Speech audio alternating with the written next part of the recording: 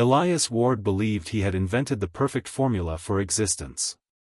It consisted of 3 unchanging components: 8 mm of reinforced titanium, 438 liters of recycled oxygen, and the infinite, absolute void surrounding him. On the research station Icarus 7, drifting on the very edge of known space, there was no room for illusions.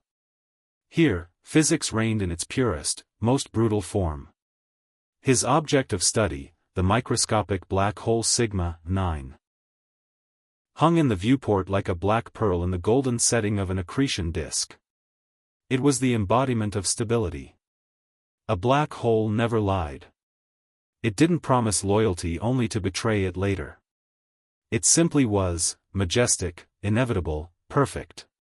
Elias called it the glass eye of God, believing that only such supermassive emptiness could see the ultimate truth. Elias, the voice of the AI, Eris, sounded soft, with a faint mechanical echo.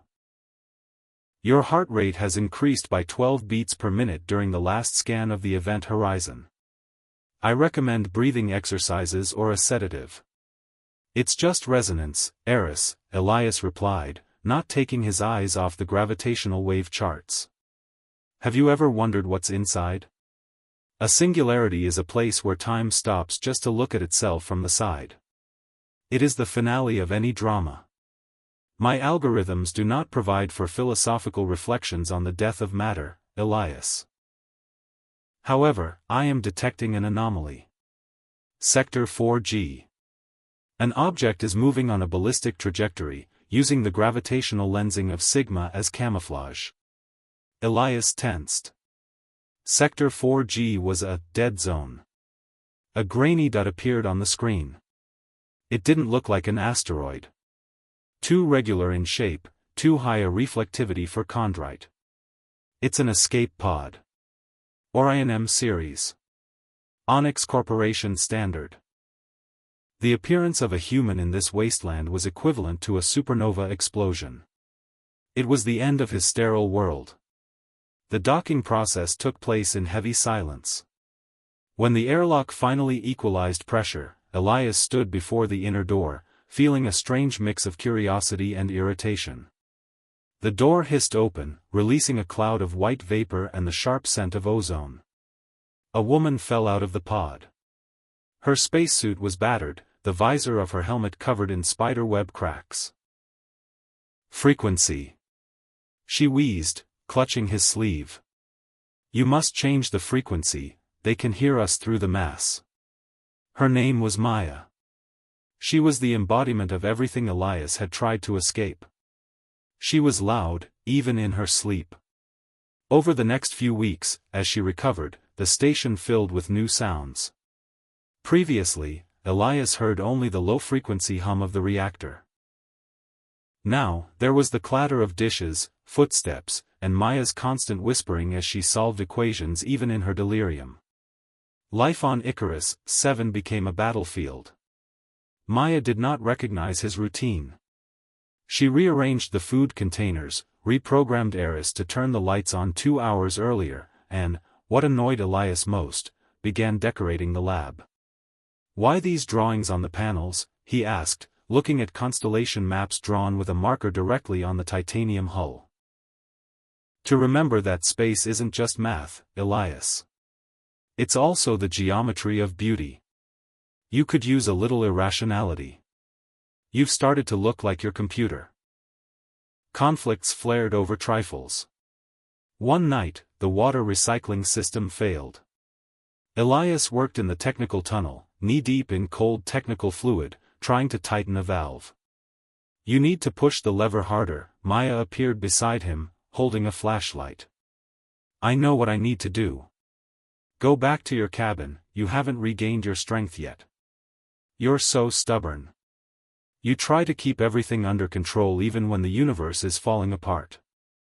Give me the wrench. They worked together for 3 hours. In the cramped space of the tunnel, where their shoulders constantly brushed, Elias felt a strange thrill for the first time. It wasn't just irritation, it was a vibration, similar to what occurs between two massive objects in close orbit. The gravity of another person began to act on him more strongly than the pull of the black hole. "Why did you run?" he asked later, as they sat in the galley, wiping grease from their hands.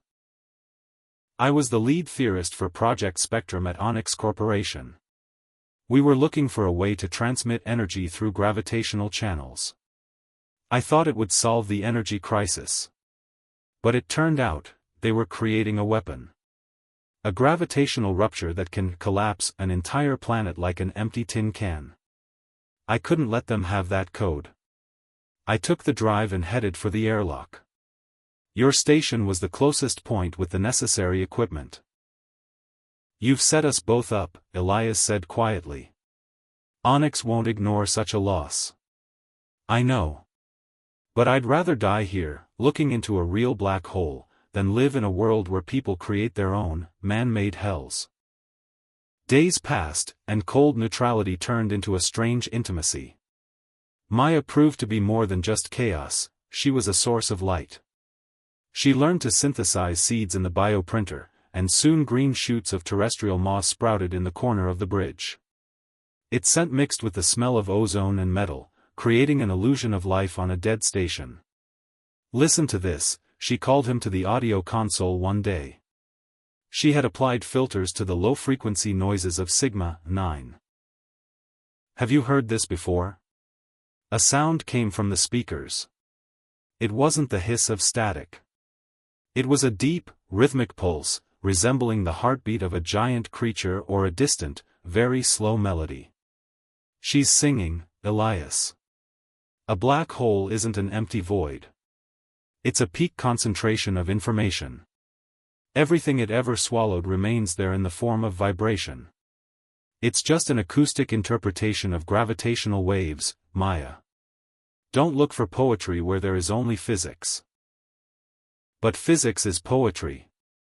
Gravity is the way matter says, I am here, I exist, and I want to be closer to you. Don't you feel it?" She stepped closer. Her hand touched his palm. It was a simple touch, but for Elias, who hadn't touched anyone but his own tools for 3 years, it was like an electric shock. His perfect formula crumbled. He realized that solitude was only an attempt to avoid the pain of the inevitable collision. But the collision had already happened. "They're close," she whispered, looking at the radar screen where 4 red dots flashed. "Onyx ships. They found us by the gravitational wake of my pod." The corporate ships emerged from hyperspace within direct firing range. They were interceptors, predatory, black craft designed for killing in the conditions of deep space. "Station Icarus 7, the fleet commander's voice rang through all communication channels. Hand over subject Maya and the stolen data. You have 60 seconds, or we will deploy gravitational torpedoes." "Elias, give me up," Maya looked at him with pain. "You shouldn't die for my choice." Elias looked at her, then at Sigma 9 in the viewport. The black hole pulsed with golden light, as if confirming his thoughts.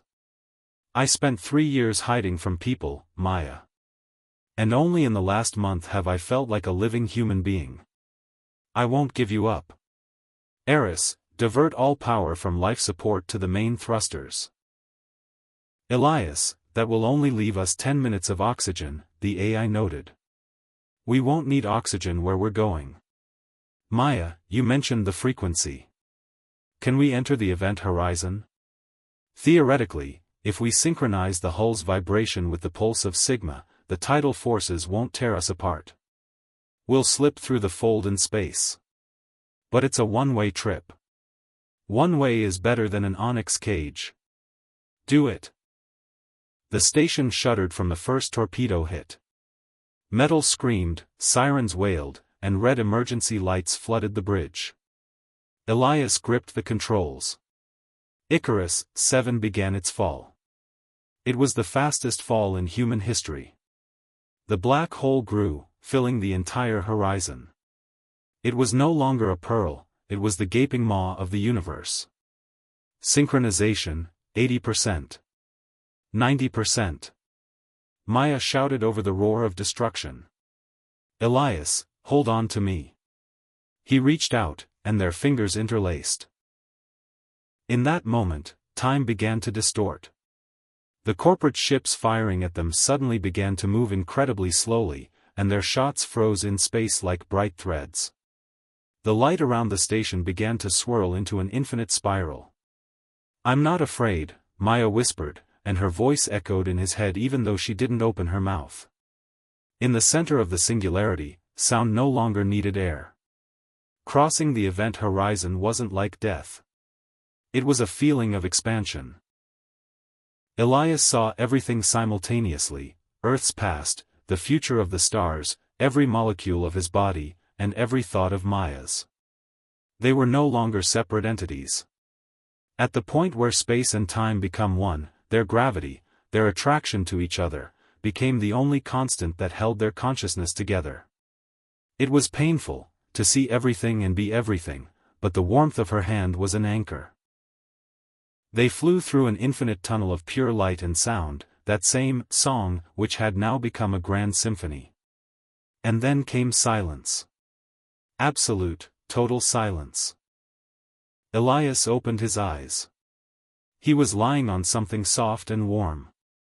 It wasn't the titanium of Icarus 7. It was sand, fine, silvery, glowing faintly under his feet. The air was thick and smelled of the sea and flowers, the same ones Maya had grown on the station. He stood up and saw her. Maya stood a few meters away, looking at the sky. There were no stars in the usual sense. Instead, bright ribbons of nebulae crossed the space, pulsing slowly. "Where are we?" he asked, his own voice sounding new, deeper. "We're on the other side of the eye," she replied, turning to him with a smile. "In a world where matter listens to the heart." "We made it, Elias." They were on the shore of an ocean whose waves moved not by the law of the wind, but by the rhythm of their breathing. The station was gone, Onyx Corporation did not exist, and there was no more fear or isolation. Gravity, which had previously seemed like a prison shackling people to the earth and pain, turned out to be a force capable of creating worlds. Elias walked over to Maya and, for the first time, truly embraced her. In this new universe, they were the first architects. The gravity between them was no longer an anomaly or a calculation error. It was the foundation of their new life. "You know," he said, looking at the violet horizon. "Your coffee was still terrible." Maya laughed, and that sound became the beginning of the first day in their new time. "Then you'll have to teach me how to make it right in this world, Ghost." "I will. We have all of eternity now." Gravity finally let them go, only to give them the chance to fly together. Now, they themselves were the stars, holding each other in an orbit of loyalty and light.